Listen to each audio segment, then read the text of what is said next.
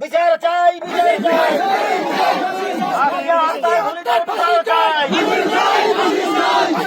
সর্বোচ্চ বিচার ফাঁসি চাই, ফাঁসি চাই, ফাঁসি চাই, ফাঁসি চাই, ফাঁসি চাই, ফাঁসি চাই, ফারহাদের ফাঁসি চাই, ফাঁসি চাই, ফাঁসি চাই, আগামী 48 আজকে হত্যার খুনিদের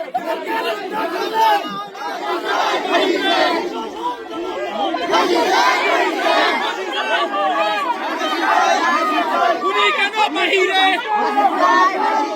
ফারহাদের ফাঁসি চাই, খুনি কেন বাহিরে? খুনি কেন বাহিরে? খুনি চাই, খুনি কেন বাহিরে? খুনি চাই, খুনি চাই, খুনি কেন বাহিরে? খুনি কেন বাহিরে? খুনি কেন বাহিরে?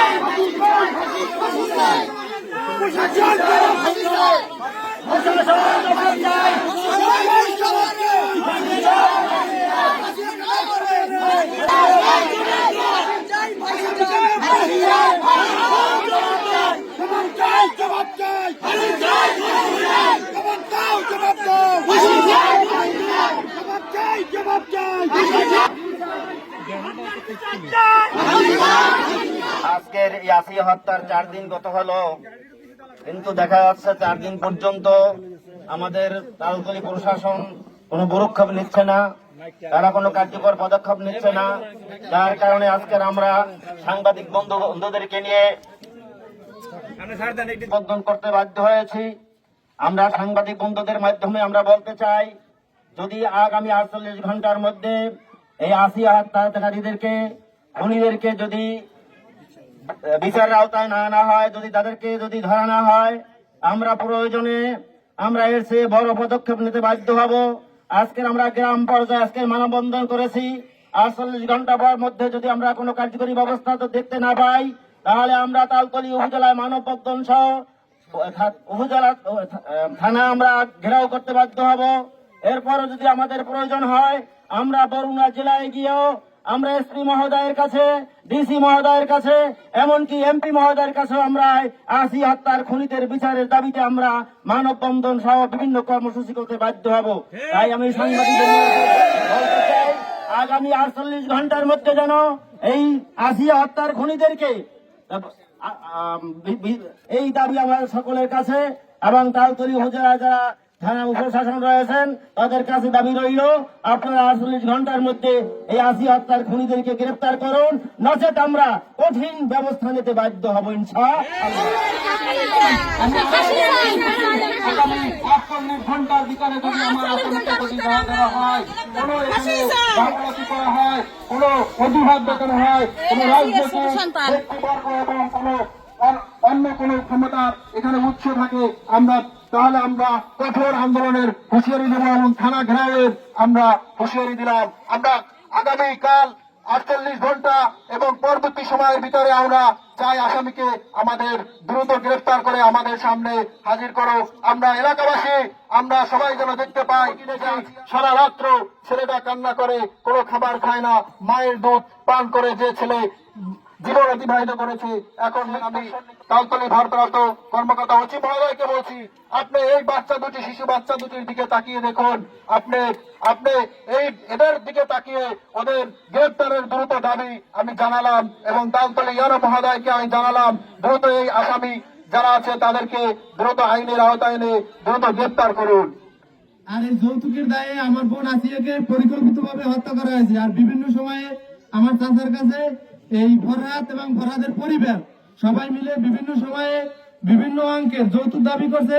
আর আমার চাচায় নীরবে আমার বোনের সুখের আশায় বিভিন্ন সময় স্বর্ণ অলংকার, গরু, নগদ অর্থ সহ অনেক যৌতুক দিয়েছে এবং পরবর্তীতেও আরো টাকা দাবি করায় আর এই না দেওয়ায় যৌতুকের উদ্দেশ্যে অধিক যৌতুক পাওয়ার লোভে আমার বোনকে তারা হত্যা করছে। আর এই হত্যাকাণ্ডকে ধামাচাপা দেওয়ার জন্য আমার বোন আত্মহত্যা করছে বলে তারা এই হত্যাকে মানে এটারে একটা এটা করছে। আর প্রশাসনের সহায়তায় এই আসামিদেরকে পালিয়ে যাওয়ার জন্য সর্বোচ্চ স্থানীয় প্রতিনিধি এবং এই প্রশাসন সর্বোচ্চ সহযোগিতা করছে। আমরা আপনাদের মাধ্যমে এবং সর্বোচ্চ প্রশাসনের বড় অফিসার যারা এই জেলার দায়িত্বে আছেন এদের মাধ্যমে এই দুর্চরিত্র এবং সমাজের দ্বারা এই সমস্ত অপকর্মের পর্যায়ে দেয়, এই সমস্ত লোকের বিচার চাই এবং সামনে আর 48 ঘন্টার মধ্যে আমার বোন আসিয়া হত্যার বিচার চাই এবং আসামি গ্রেপ্তার চাই।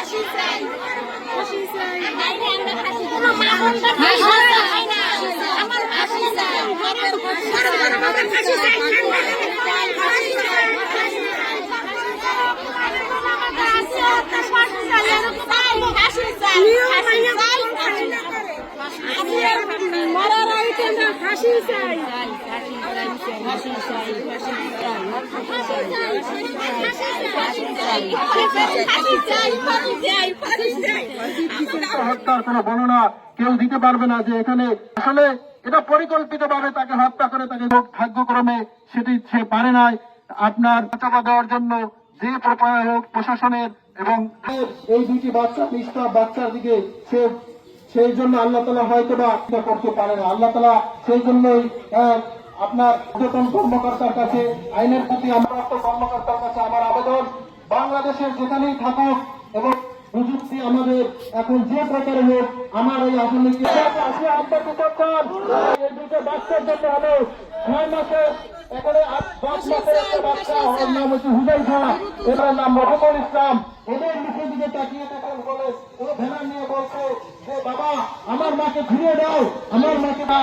ভারপ্রাপ্ত কর্মকর্তা তালপাড়া দেয় এসপি মেম্বার মাধ্যমে আমি বলতে চাই এদের মুখের দিকে তাকিয়ে 1 নম্বর আসামি যে এই মামলার সাথে যে আমার ভাই সর্বোচ্চ শাস্তি দিক এবং আমি ফরহাদ হোসেনের শাস্তি চাই, সর্বোচ্চ শাস্তি চাই, ওর ফাঁসি চাই। আপনারা কি চান এলাকাবাসী?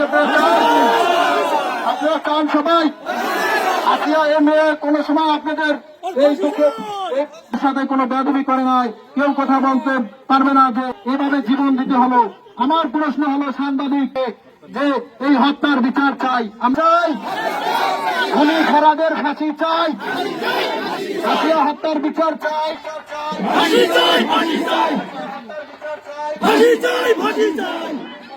মাধ্যমে আমি জানিয়ে দিতে চাই এই সমাজে যে এরকম নিকৃষ্ট লোক যারা এই দুইটা ছেলে সন্তানের মুখের দিকে তাকিয়েও কেন আপনার এই মায়ের দিকে মার জীবনটা ভিক্ষা দিল না।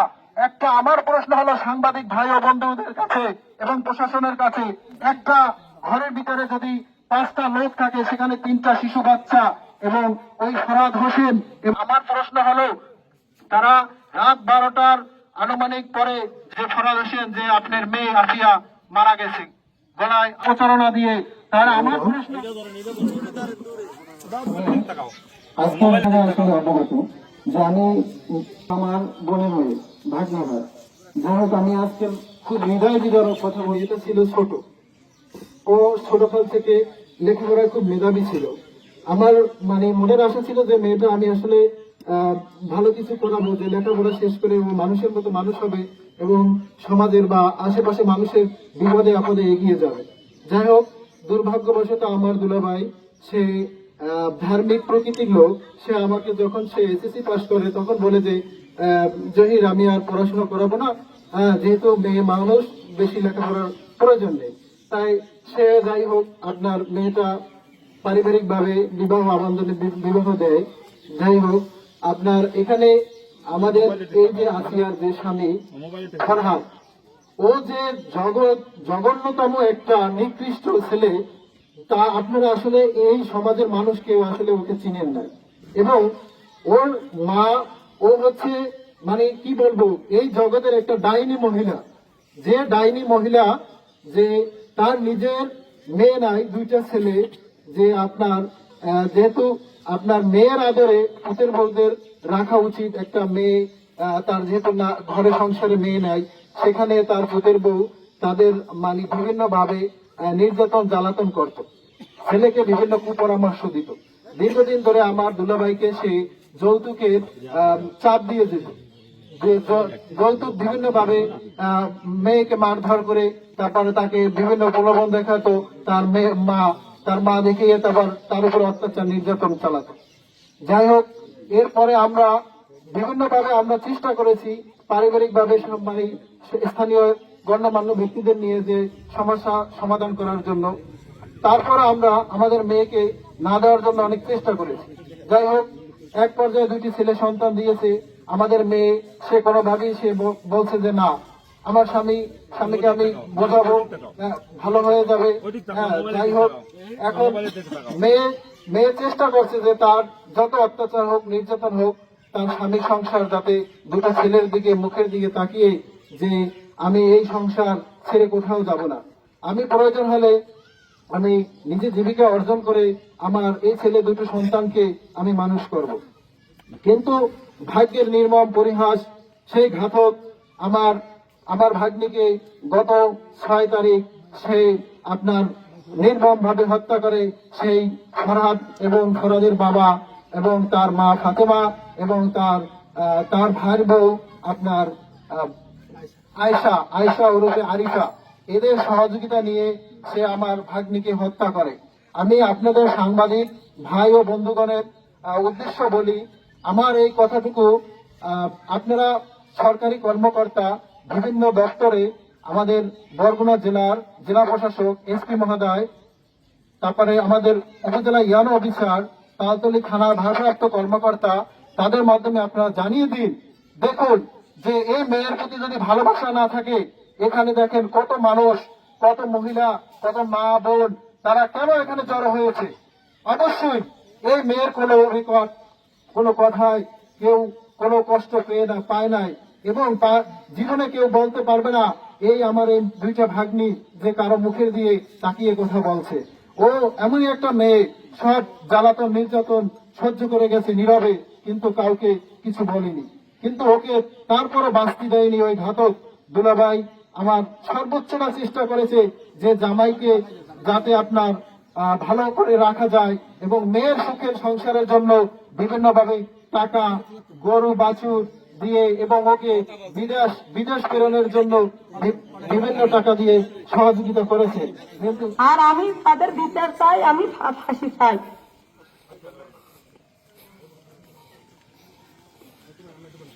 হাজি নুরু দোকানদার, তার এক নামে হলে হাজি নুরু, অপরিকল্পিত সব জানে। এর বিচার আমি এই মাইয়া আইনা হয়েছে, আমি মেয়ে দেব না, শেষবারের মতো দাও, এটা মেয়ে নিতে পারো। যদি আমার মেয়ে যদি ফোন দিল না, এটা বিচার চাই, ফাঁসি চাই। জন্য পুলিশ কোনো গুরুত্ব দিচ্ছে না, কোনো অ্যাকশন দিচ্ছে না। পুলিশ হয়ে গেছে, আর পুলিশের ভালো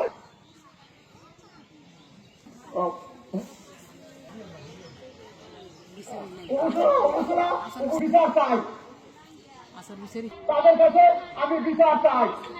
আপনি আবেদন না, এটা ধরা লাগবে।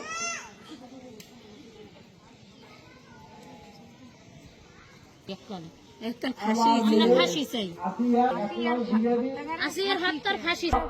2 নম্বর আসামি আব্দুলের, 3 নম্বর আসামি তার বাবার নাম নুরুল ইসলাম আওলাদ, আসামি তার নাম হয়েছে, তার বাবার নাম হয়েছে হুলকান রানী। তার পরিকল্পনার কারণে এই আমার তবে আমি যাই জানতে পারছি, আর যা দেখতে পারে আমাদের বাদে ঘর লোকে বিচার চাই। আমার কোনো বিশ্বাস আমার মেয়ে ওইখান থেকে আরো আরেকটা মেয়ে আমারটা কোনো রাস্তা হতে পারে, তাতে আমার অকুল আমাদের আপনার কাছে বিচার নাই। এবার কাছে আমার জন অনুরোধ